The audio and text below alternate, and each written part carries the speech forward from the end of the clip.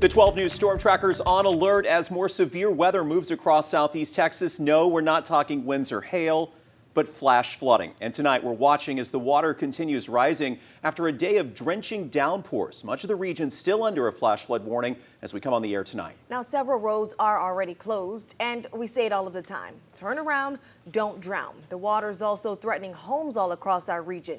We have the latest as our crews are spread out across Southeast Texas, talking with emergency officials to keep you safe. Good evening, everybody. It's good to be here with you. I'm Jordan Williams. And I'm Dejanique Garrison. And for the first time in over a year, Jordan, we are finally back at the anchor desk together. We are following CDC guidance and just relaxing some of those restrictions. All right, let's get right to it. We've got our team of reporters spread out around Southeast Texas tonight. Jordan James and Ashley Elam are tracking conditions in the Finette area in our storm tracker. More than 15 inches of rain there. Just incredible. Yeah, and as James Grant is monitoring flooding across Jasper County, that area also got hit pretty hard today. But first, of course, we're going to turn it to our chief meteorologist, Patrick Vaughn.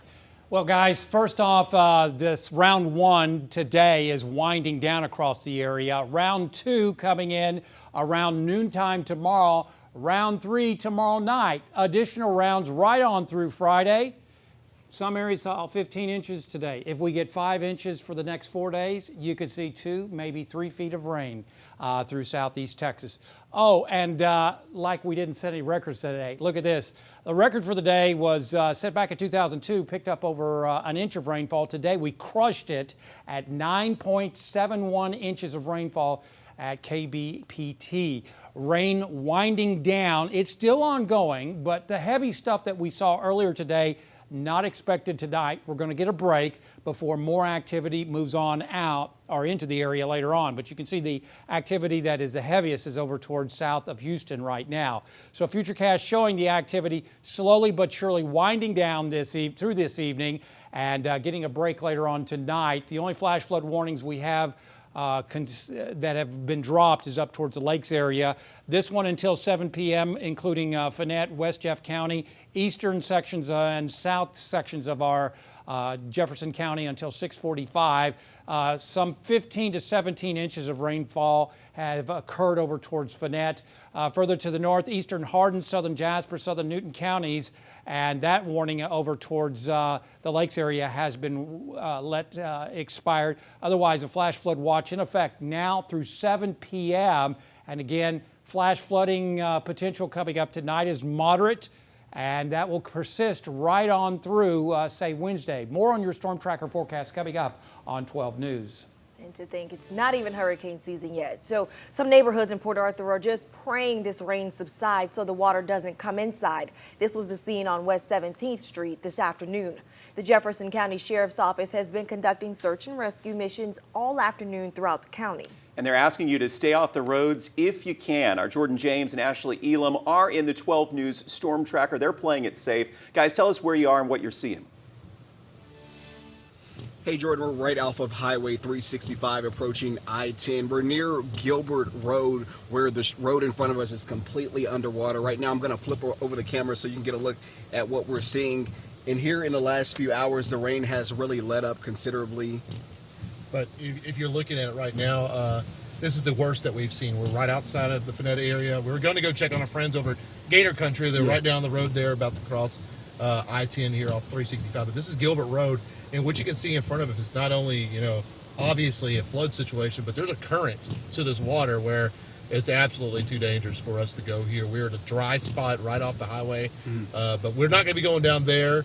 But we've already seen one car that's in a ditch. It looks like they are stuck, and it's definitely not conditions that you want to be driving through. Absolutely, and we saw that the Sheriff's Office had just put out that they're conducting, rescues here off I-10 in the 365 area. About an hour ago, they were trying to remove some cattle that were on Highway 365. But as you can see, these are the conditions right here off of 365, and we will continue to keep you updated throughout this newscast. For now, reporting here live in Jefferson County, Jordan James, 12 News. Alrighty, and we want to know what your neighborhoods are looking like. Are they soaking wet or kind of spared for the most part?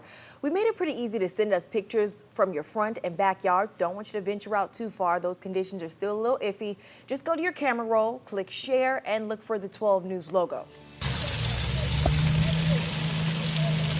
Well, this was the scary scene this afternoon in Finette as neighbors watched after a man drove into a ditch because it appears he couldn't see the road. You see him there in the distance.